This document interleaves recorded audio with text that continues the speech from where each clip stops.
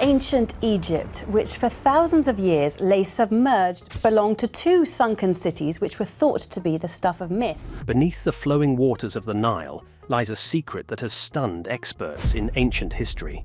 Imagine a pyramid tomb so well hidden that even the most seasoned explorers had only glimpsed it briefly a century ago. What divers recently uncovered there isn't just a burial site. Clay at the mouth of the River Nile, these fascinating artifacts from lost Egyptian cities were discovered. It's a time capsule revealing a lost kingdom's power, wealth and mysteries that rewrite chapters of African history. Why has this site remained untouched for thousands of years, preserved beneath the river's rising waters?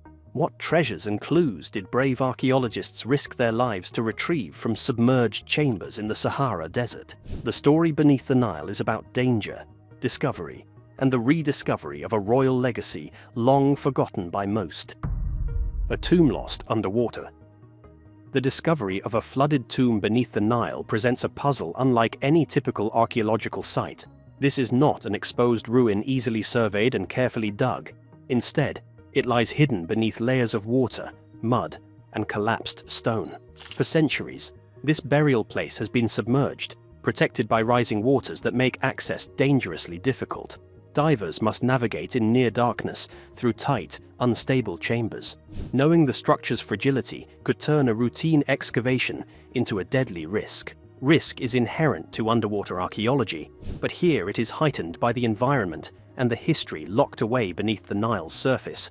The tomb belongs to a Nubian king named Nastasen, buried some 2,000 years ago in what is now northern Sudan.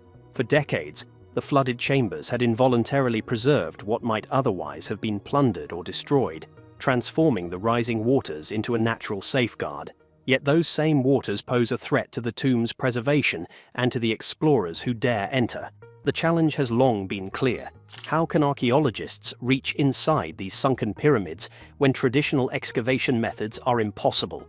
Unlike dry tombs with open access, these burial chambers require divers to use specialized equipment, like surface-supplied air systems, to extend underwater time. Every dive means contending with zero visibility, cold water, and the constant risk that unstable walls or fallen debris could trap or injure them. The stakes are high, yet the potential rewards are immense. In 1913, when American archaeologist George Reisner first reached the site, the flooded condition halted a thorough exploration. His team recovered a few key relics that confirmed the tomb's owner, but retreated quickly, unwilling to risk further descent into the dark, water-filled chambers. That initial encounter left much to wonder about what remained untouched beneath the surface. More than a century later, modern technology and daring experts have returned to pick up the story and explore these depths. Today, the underwater work is painstaking. Teams labor to haul sediment up, sieve it carefully for artifacts, and document every find with meticulous precision. Each bucket of mud drawn from the depths might hold shards of history, gold leaf, bone fragments, small statues carved as helpers for the afterlife, and other treasures. Yet visibility underwater is often close to zero, making reliance on tactile memory and coordinated teamwork essential. Despite these obstacles, a delicate balance exists between preserving the tomb and uncovering its secrets. Water pressure continuously tests the structural integrity of the chambers, and pumping the tomb dry risks collapse. Archaeologists must carefully consider each step, knowing that patience may be the key to revelation. What lies beneath is more than just a burial site.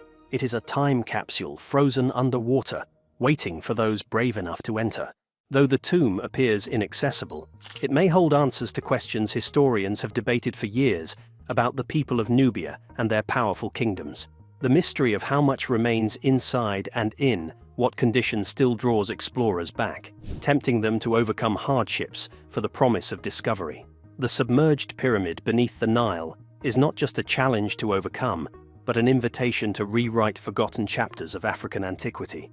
As this underwater quest unfolds, it becomes clear that the real story goes beyond the risks of diving or the richness of the artifacts. It speaks to a civilization long overshadowed by Egypt's fame, and to the lengths humanity will go to connect with its past. The tomb beneath the Nile is, after all, a mirror reflecting centuries of change, loss, and survival beneath shifting waters. To fully grasp the significance of Nastasen's submerged tomb, it helps to place it within the broader context of the Kingdom of Kush and its hidden royal heritage. The Kingdom of Kush's hidden heritage. While Egypt's pyramids have captured global imagination for centuries, their southern neighbors in the Nubian desert, known as the Kingdom of Kush, built their own impressive monuments that often go overlooked. Kush was an ancient African kingdom that, at its height, ruled vast territories along the Nile and rivaled Egypt in power and culture. Its royal burial grounds, particularly near Napata, are home to hundreds of pyramids, more numerous than those in Egypt, yet remain less known to the outside world. From around 650 to 300 BC, the Kushite kings established Nuri as their royal cemetery, a place that holds the tombs of numerous rulers, queens, princes, and princesses. The concentration of these pyramids reveals that this was the political and spiritual heart of Kushite civilization. These pyramids served not only as burial places, but as symbols of authority, linking the rulers to ancient traditions and divine right. The history of Kush is intertwined with Egypt, but also distinct in many ways. For centuries, Kush was both a trading powerhouse and a military rival, situated advantageously along vital trade routes that connected sub-Saharan Africa with the Mediterranean world. Ivory, leopard skins, precious stones, and gold flowed through Kushite hands, enriching the kingdom and fueling its influence in the region. Kushite kings often adopted Egyptian religious practices and symbolism, including pyramid construction and the worship of Egyptian gods, yet they infused these traditions with their own unique cultural identity. After the Egyptians withdrew in the 11th century BC, the Kushites not only preserved, but intensified some of these spiritual customs. This blending created an empire that at times conquered Egypt itself, most famously during the 25th dynasty, when Kushite rulers sat on the Egyptian throne, bridging African civilizations. The increased interest from archaeologists in Kush and its burials has been very gradual, and one of the factors is the height of the monuments, which are located in a politically sensitive area of Sudan and are hard to access. The first to find the pyramids were the likes of Reisner, who among others made the initial discoveries, but a complete understanding of the situation stayed hidden. These places are in fact very rich and challenging frontier for historians who are thirsty to know the whole story of the African civilizations that lived in the more famous and northern areas around the Nile. The discoveries made in these pyramids, such as the gold leaf and the exquisitely carved Shabti figures, show that the Kushite nobles' lives and deaths were accompanied by immense wealth and high status. However, at the same time, these artifacts allow us to see through the veil of the ordinary people's lives, God's ideas, and the political turmoil that so much characterized the last years of Kush. Their finds herald a new era in the historiography of the Kingdom of Kush, as they will be the ones to rewrite the narrative that is mainly Egyptian-centered. Many pyramids of the Kushites that are of great importance have not yet been opened or have only been partially explored, and this is often due to the fact that the waters have been rising and changing the landscape, thus making it harder to get to them. The ancient flooding at places like Nuri has both prevented some tombs from being raided by thieves, and at the same time buried them under layers of mud and silt. This contradiction of preservation and obscurity is at the same time the highlight of the difficulty of the situation of those who want to bring Kush's royal past that was long forgotten to light. It is not only about archaeology that Kush's heritage is understood, but also about the modern identity and the reclaiming of the histories that have been pushed aside. The present-day Sudanese people do not only see the ancient sites as ruins, but they also see them as the cultural roots of their people that are still alive, and the ruins are just their symbols. As exploration advances, Kush's story gains new life, shining light on a civilization that shaped the Nile's history in ways long overshadowed by its northern neighbor. Challenges of underwater excavation. Excavating a tomb submerged below the Nile's rising waters presents an extraordinary set of physical and technical hurdles for archaeologists. Unlike traditional digs on dry land, underwater excavation demands careful coordination between divers, surface teams, and safety experts. The archaeologists use surface-supplied air systems, allowing for longer, safer dives without heavy tanks on their backs. essential when maneuvering in cramped, fragile spaces. Visibility inside the tomb is often near zero, as stirring up sediment quickly turns the water to opaque mud. Divers rely heavily on touch and memory to navigate through collapsed chambers, identifying artifacts and mapping the tomb's layout in a challenging environment.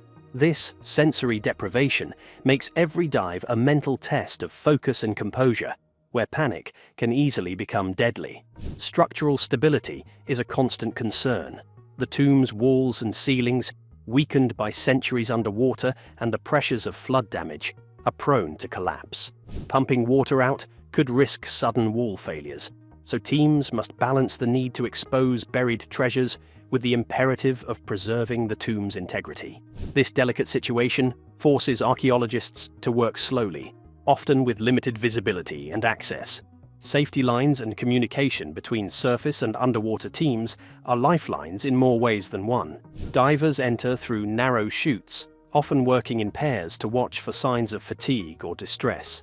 Every movement must be deliberate, with contingency plans in place should extraction become necessary. The shadow of danger is inseparable from progress here. The physical discomfort is also extreme.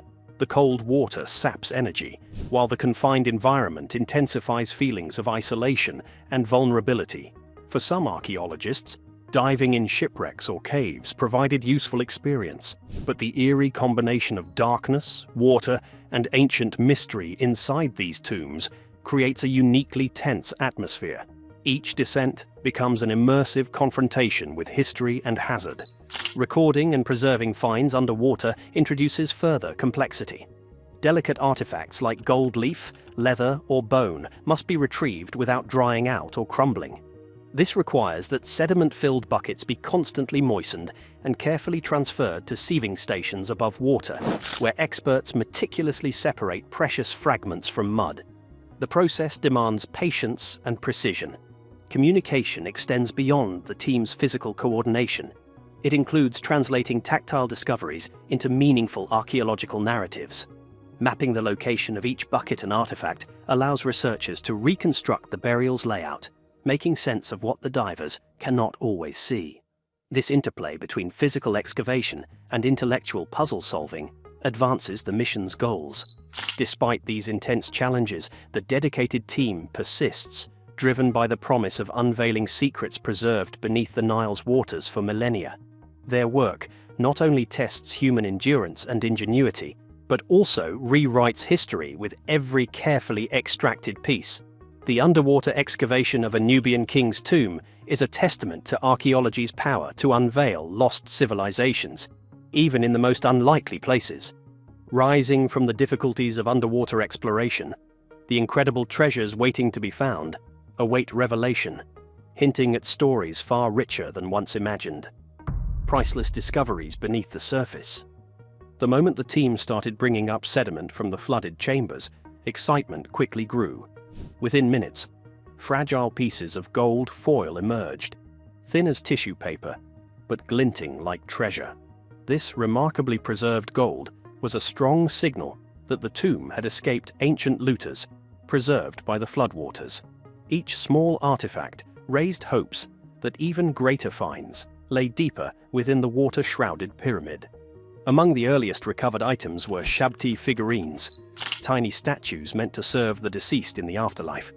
These figures, traditionally carved in the likeness of the buried king, reveal much about burial customs and spiritual beliefs. Their presence here, especially in excellent condition, suggests a carefully arranged and undisturbed royal tomb. These objects became keys to understanding Nastasen's status and the rituals that surrounded him. As excavation continued, larger pieces surfaced, fragments of gold leaf likely used to adorn statues or furniture, and patches of preserved leather consistent with burial mats or royal garments. The discovery of charcoal among the sediment suggested ceremonial burnings had taken place when Nastasen was laid to rest. Together, these finds paint a vivid picture of a majestic royal burial, laden with offerings meant to secure favor in the afterlife. Pieces of bone, some darkened possibly by water exposure or ancient burning, also emerged. These indicate human remains might still lie under the debris, waiting to be carefully identified. Despite the difficult conditions underwater, the team's steady progress gathered a growing collection of artifacts, each telling a part of Nastasen's story. The treasures are not just wealth, they are evidence of a culture's reverence for its ruler and the intricate rites crafted for eternity. Out of all the glaring aspects, the very burial chamber layout was noteworthy. Shaptis were found in a very orderly manner along two walls with equal spacing. At the same time, a large flat stone was lying in the very middle of the chamber, which seemed like a piece of the roof that had fallen down, but it was even positioned as if it might cover something very important underneath it. This orderliness strongly indicates an intentional design, keeping the king at the heart of his tomb, who was already protected by the built environment and the natural flooding. Among the team's notables were also the finds of a falcon deity statue, a figure who was associated with the Egyptian deities the Kushites adopted, and eventually they became the main ones worshipping gods. These artifacts can be regarded as the links of the Kushite kingdom with the Nile Valley, as far as the cultural and religious traditions are concerned, and hence the connection with Egypt's spiritual world is also traced. At the same time, these findings reveal that the Kushite interpretation was different, and the tradition of the practices was continuing even after the fall of the Egyptians' rule. Excavation problems during the work slowed down the team, but every artifact recovered gave them new spirits. The finds were treated with the utmost care by meticulously documenting and mapping their precise location, thereby aiding in the reconstruction of not only the physical tomb, but also the cultural context of Nastasen's reign. This systematic approach to storytelling of the tomb ensures accuracy in the blending of the archaeological with the historical. The unearthing of these priceless treasures beneath the Nile not only added up to the knowledge of the Kushite kingdom, but also raised serious questions. What else is there below that big stone in the burial chamber? Is it possible that the body of King Nastasen is still lying there unbothered? The tangible findings give the impression of a circus and a mystery. Thus, the ground is set for even deeper revelations regarding this lost chapter of African history. The tantalizing promise of what remains beneath the rubble leads us to focus on the man himself, the king whose tomb holds these secrets and whose story is eager to be told. The mystery of King Nastasen. King Nastasen ruled during a turbulent era in Kushite history, yet his reign was marked by cultural richness and prosperity. Unlike many pyramids lost to tomb raiders, Nastasen's burial appears largely intact, making it an extraordinary find. Discovering a pyramid with its intended occupant is rare, heightening the potential significance of the tomb. Nastasen's tomb marks the final phase of royal burials at Nuri, a cemetery that had long hosted Kushite kings and queens. Its scale and grave goods suggest a prosperous period, even amid political upheaval and shifting power that eventually led to the relocation of the capital. The tomb reflects the king's desire for remembrance, echoing the burial traditions of Egypt while asserting a distinct Kushite identity. Divers have located a mound roughly the size of a person near the chamber's center, possibly the king's remains. The structure's fragility makes excavation extremely challenging, but remote mapping and careful study are slowly revealing the tomb's layout and contents. Nastasen's burial provides insights into the Kushites' relationship with Egypt, showing both cultural adoption and independence. More broadly, the tomb illuminates a civilization long overshadowed in history, reclaiming its story from outsiders. As research continues, the underwater site holds the promise of revealing forgotten chapters about power, culture, and survival in ancient Nubia. From the mystery of Nastasen, the story broadens to explore how these discoveries resonate in today's world and what future archaeology may reveal about Sudan's rich heritage. The legacy and future of Nubian archaeology. The discoveries at Nastasen's tomb are reshaping how historians view the Kingdom of Kush. Long overshadowed by Egypt, Kush is now recognized as a powerful, sophisticated civilization that forged its own identity along the Nile while interacting with its northern neighbor. Modern excavations go beyond royal tombs, exploring towns near temples to reveal everyday life. Archaeologists like Jeff Emberling study urban planning, economic systems, and social organization, providing a fuller picture of Kushite society. These findings show that Kush was not just a collection of monuments, but a thriving, complex culture. Kush's heritage resonates today, particularly in Sudan, where these sites strengthen cultural identity and pride. Protecting them is critical, though political instability, funding shortages, and environmental threats like rising waters endanger many tombs and settlements. Technological innovations, underwater imaging, remote sensing, and digital reconstruction allow researchers to study sites safely, document artifacts in detail, and share discoveries globally without damaging fragile structures. The kingdom's history challenges traditional narratives that marginalize Africa's past.